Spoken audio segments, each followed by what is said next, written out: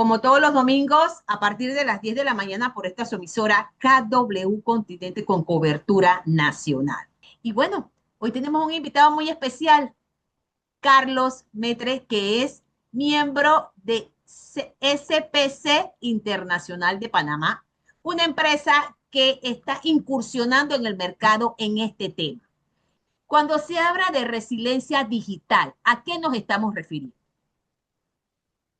Bueno, muy buenos días, Sandra. Agradezco el espacio. El tema de resiliencia digital debemos verlo desde una arista, digamos, un poco más integral. No debemos pensar necesariamente en el me van a atacar o no, sino más bien entender estoy preparado para yo seguir operando en el caso o en la situación donde pues sea víctima de un ataque cibernético, un ataque de ciberseguridad.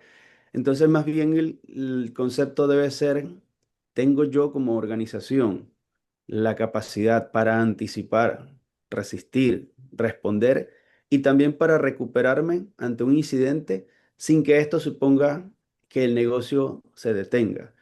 Eso fuertemente que consideramos que es el pilar de lo que debe ser la resiliencia digital en este punto, ¿no? Entonces, no tanto hablar ya de comprar un equipo como un firewall, que estamos todos muy familiarizados quizás en este tiempo, y pensar que eso es una suficiente capa de protección.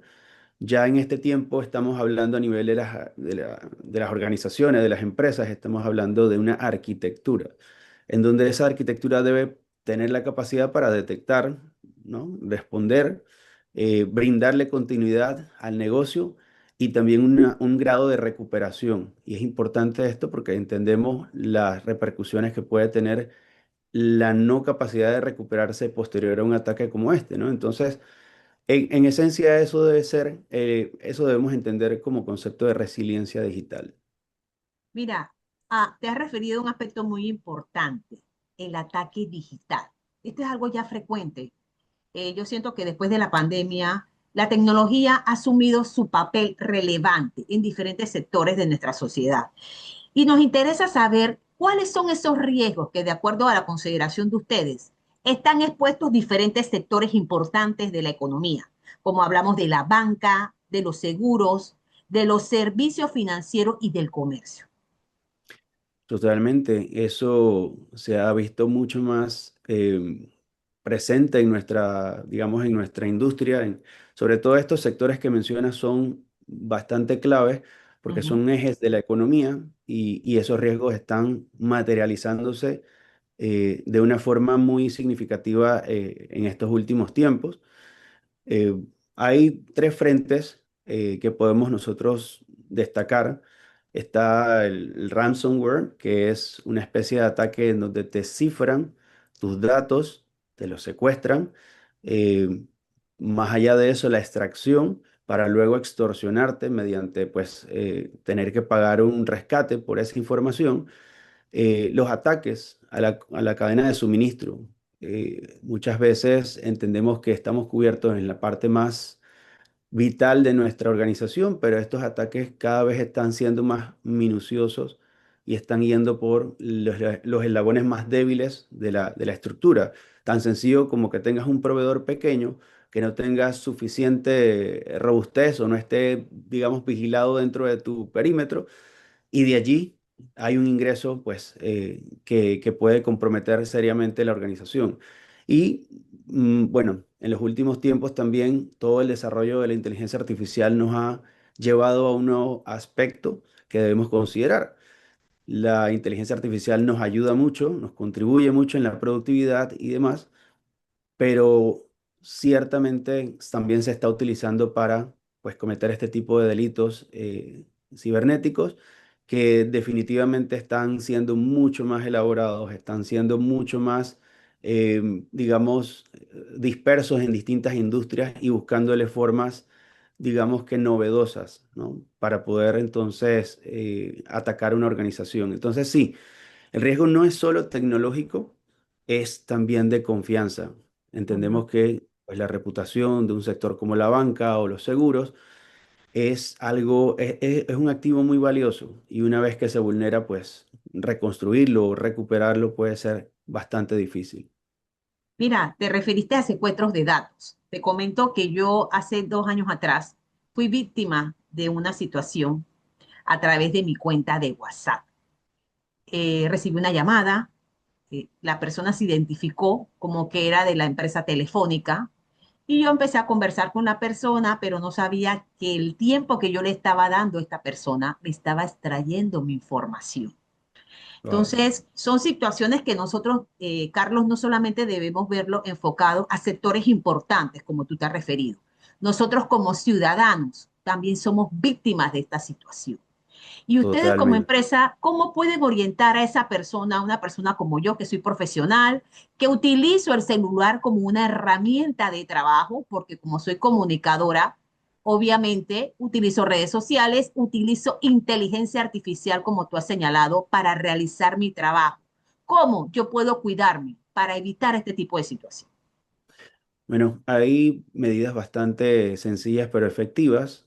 Ujú, Pues estar muy pendiente de poder refrescar o, digamos, cambiar las contraseñas de las aplicaciones, procurar no, digamos, utilizar o descargar aplicaciones que no conocemos o no están calificadas como confiables, evitar compartir o reenviar información que muchas veces nos llegan por canales justamente a través de un chat de WhatsApp. Entendemos que ese es un punto bastante, digamos, vulnerable porque ujú, todos estamos acostumbrados a comunicarnos de una manera sencilla, rápida, pero asimismo de sencillo y rápido también está pues el acecho de estas amenazas mediante tan sencillo como que te pueden enviar un link, te pueden enviar un archivo en PDF o una imagen inclusive. Ya lo hemos visto antes, hay casos en ujú, donde inclusive una imagen, una sencilla imagen puede tener elaborado por dentro ya un ataque que implique la extracción de tus informaciones, todo. Entonces, yo creo que lo importante es la higiene digital, si le pudiéramos decir de alguna forma, en ujú. donde mantengamos a buen resguardo nuestras contraseñas, entender qué contactos, qué documentos podemos recibir o nos parecen también confiables, porque eso es algo que a veces no lo podemos controlar del todo, pero sí entender que algo que no reconocemos como habitual, eso puede levantar ya una sospecha y entonces tomar esa acción preventiva, ¿no? Y mira, cuando ocurren este tipo de situaciones como un ciberataque, un apagón que se pueda registrar, ¿cómo la empresa puede estar preparada para afrontar este tipo de situación? Que no le perjudique, obviamente, su base de datos y su información, porque para eso es la residencia digital, para estar preparado, como tú lo has señalado. Correcto, correcto, sí. En este caso, todo lo que compone, entendamos algo, inicialmente, la ciberseguridad no es una sola cosa. Ujú, Debemos entenderlo como un sistema en donde hay capas, en donde hay múltiples componentes y más allá de componentes tecnológicos también hay componentes de procesos, personas y una organización para estar de alguna forma preparada para manejar una situación en donde se le compromete su infraestructura crítica o se compromete una operación o hay una extracción. Es importante que se entiendan cómo yo puedo anticipar eso mediante herramientas, cómo yo puedo detectarlo. Por eso es importante el concepto de visibilidad a nivel de todo lo que es la red, cómo yo puedo minimizar ese espacio entre lo que yo detecto y cómo respondo es vital para poder contener. En este caso, lo que buscamos con contener es reducir el riesgo de exposición o el riesgo de pérdida. Entonces, muchas de esas prácticas las organizaciones o no la tienen en un nivel de madurez suficiente o muchas no las han probado. Y esto es importante aquí porque tener un plan que no se ha aprobado, que no se ha puesto a práctica, es lo mismo que, pues nada, o sea, es un documento más que no tiene vida. Y la ciberseguridad es una práctica, es una buena práctica y es un ciclo vivo, no es un proyecto. Las organizaciones muchas veces entienden que eh, llenar, digamos, la organización o cumplir con ciertos componentes ya están a salvo, digamos, de esta amenaza. Sin embargo, es una operación del día a día, es una práctica del día a día, y esa preparación es estar actualizados, documentar procesos, preparar a las personas. Evidentemente, hemos visto que pues, pueden ser los miembros de una organización que desde adentro ocurre una vulnerabilidad que se materializa, entonces esos son los aspectos que debería estar una organización muy atento a mantener cuidados, ¿no? Mira, hemos enfocado la resiliencia digital en el sector privado. ¿Qué pasa con el gobierno? ¿Consideras tú que también el gobierno tiene que introducir este tipo de mecanismo? Porque reconocemos que el gobierno maneja muchas bases de datos importantes, el pago de impuestos, pago de seguro social, que son informaciones que al ciudadano le interesa que estén bien actualizadas y que sean Claro que sí, protegidas, obviamente. claro que sí. Yo considero que digamos, la infraestructura de las entidades gubernamentales ya está en acción, está avanzando en adopción. Sin embargo, ese nivel de madurez de la adopción no necesariamente está creciendo al mismo ritmo, eh, por ejemplo, con la adopción de la inteligencia artificial.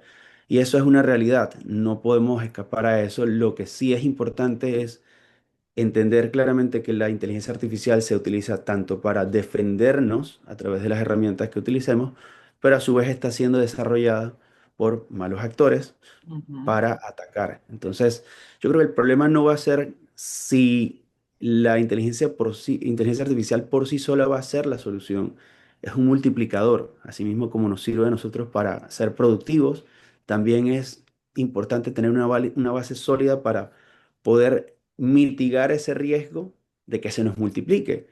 Los malos actores están constantemente desarrollando formas novedosas de poder atacar a las entidades gubernamentales porque, como tú bien has dicho, Sandra, mantienen bases de datos de ciudadanos, mantienen bases de datos de temas muy sensitivos que sería pues altamente complejo poder mitigar o responder de una forma sostenible ante un evento como este. Pero sí, el Estado está, creo que encaminado, está haciendo ya, digamos, la adopción, y está, digamos, formándose con lo necesario, pero ciertamente este ritmo es importante ponernos muy al día porque va desarrollándose a una velocidad distinta a lo que nosotros adoptamos todas estas herramientas.